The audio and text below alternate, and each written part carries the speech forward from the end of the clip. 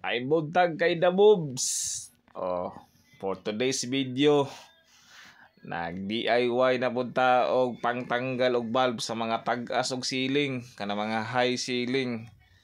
Kana nagka-cutting ko diya og 2-inch diameter na pipe, to mga retasong pipe nako na PVC pipes. Nagigabas-gabsan ako na siya mga 2-inch siguro ang katason sa gigabsan. Una, gamitan akong hacksaw blade para dali lang para sayon. Unya giinit na ko na, gamitan ako og flame gun. Karon mag-init gisukod na ko tong valve. Gilupyak-lupyak na ko gamay para masakto, giinit na pod. Oh, muna siya. Sakto na kay baga. Oh. Karon ang sunod ana gisukod-sukod na pod, gimikos-mikos ang valve o sakto na ang dako na valve na pod. Unya gisulayan akong handle, nya gabsan akong lubot para i-fix na akong handle ana mga kainda mobs. So mo na siya, gigabsan na pod, gimikos-mikos sa ginabas na pod. Pag umana na bagahon na po na ko na ron nawa. Igabas so baga na pod. Nya piluon na siya. Nya sige pilo-pilo na paso taon. Perting inita. Ya. Oh, gabas na pod.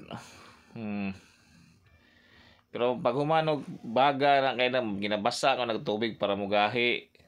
Para plastar. Ang pinagahi ba o igabas na pod. Nya paaga na gamitan na ako nag gloves kay perting inita jud kay na perting inita. Kana gisukod na ako sa handle. Una gitry na ako sa orange sa PVC kanang sa electrical conduit.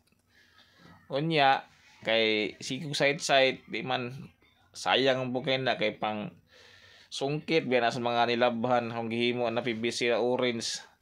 Kasukan ta diya sa atong commander, so kita mo PVC na blue na may buko kay na 90 ako gigabas na pod. Kana pag umagabas gisulod na gipasok gidasok na ko na gimikos-mikos gamitan na ko nagbarina.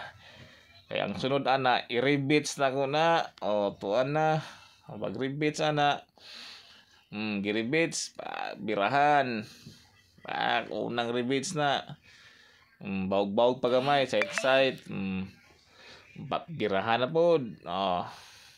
Rebits na pod. Kana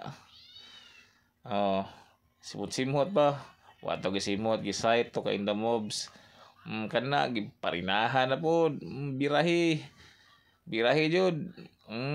Birahi gi-rebits na pod. Side na pod. Mikos og side ba. Birahan na pod, giparinahan na pod. Gi-rebits na pod. Barinahan na sad, rebits na pod.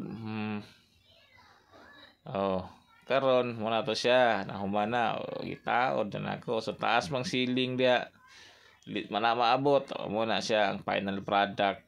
Nakahimo na jog DIY na pagtanggal all valve remover ba. Gitanggal ako siya. Muna siya hapit pa din mahulog ang valve. Kato lang. May buntag. Udahan salamat. Kaya na mo please like and share.